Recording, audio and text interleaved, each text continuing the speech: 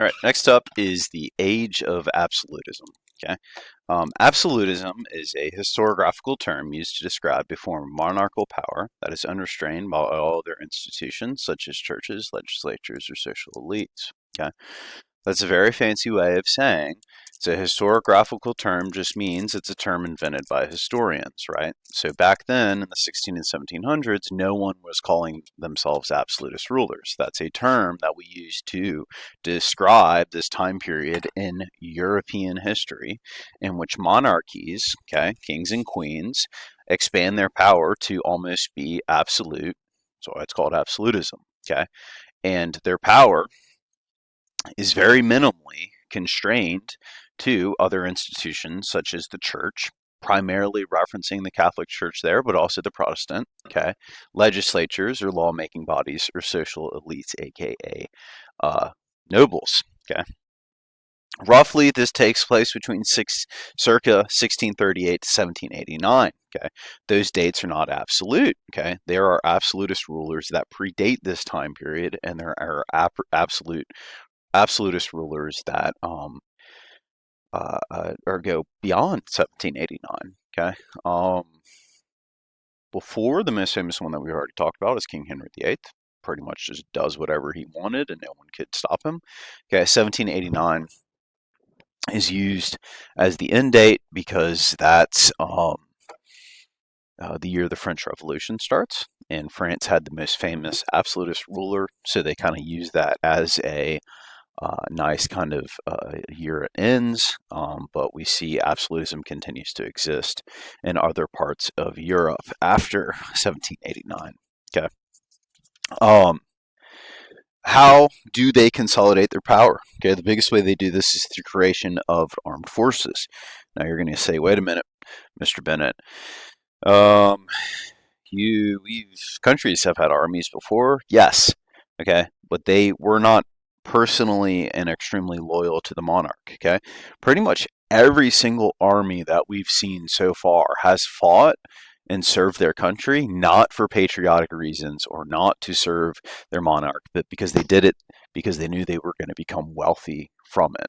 Okay, um, think conquistadors, right? They served Spain, they fought for Spain, but they're doing this because they were benefiting from the destruction of the Al-Andalus and then from the destruction of Native American societies in the New World. Okay, this is really the first time period in which you see it's these armies are loyal to the monarch and are loyal to the state under a centralized power. Okay. The next way they do this is through a legal system. The king will pass a series of laws that will protect his power. Okay. And then they will do this through the collection and distribution of tax revenues. Okay. Everyone is going to get taxed. There are some exceptions, which we'll talk about here, meaning monarchs have more power than can support a military. Okay. Absolutism is the state before all other institutions. And by the state, we mean the monarchy. It's the state before the church. It's the state before nobility. The state comes first. Okay. Monarchs will centralize their power through appeasement or coercion. Okay. Um, they will have complete control, but you see kind of the church and nobility kind of maintains too much kind of authority for them to just completely push them aside. So they will appease a lot of the nobility or the Catholic Church by giving them land, government jobs, tax exemptions, or even more control over their serfs.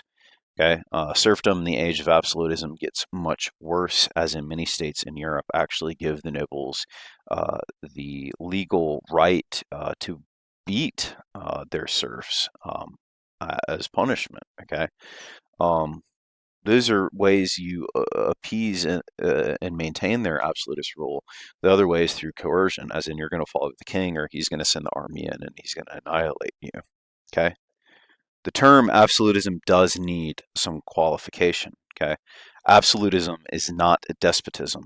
Okay, they literally just can't do whatever they want. Okay, they can't just have complete and utter arbitrary rule. The clergy and aristocracy and merchants remain too powerful.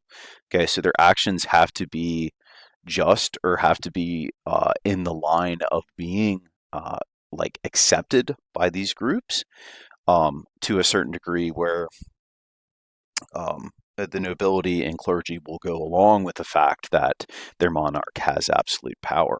Okay, so his legitimacy is tied to kind of this idea that he can only push things so far, and we'll see in 1789 in the French Revolution when their absolutist ruler pushes things too far, the country goes against him and rebels. Okay, um, absolutism, despite what I told you, is extremely popular in Europe. Okay, they're coming out of the 1600s, out of a time period of 1600s of having a series of religious wars. We've already talked about the Dutch Revolt. We've talked about the Spanish Armada. We've talked about the 30 Years' War in Germany. Okay, you roughly have 100 years of Europeans killing each other over whether they're going to be Protestants or whether they're going to be Catholic. Okay, um, Europeans are tired of that. They're ready for a time period of peace and stability, okay, um, and of internal development. And absolutism is the means that give them that. So you actually see, despite this being the complete opposite of democracy, it is largely supported by the masses.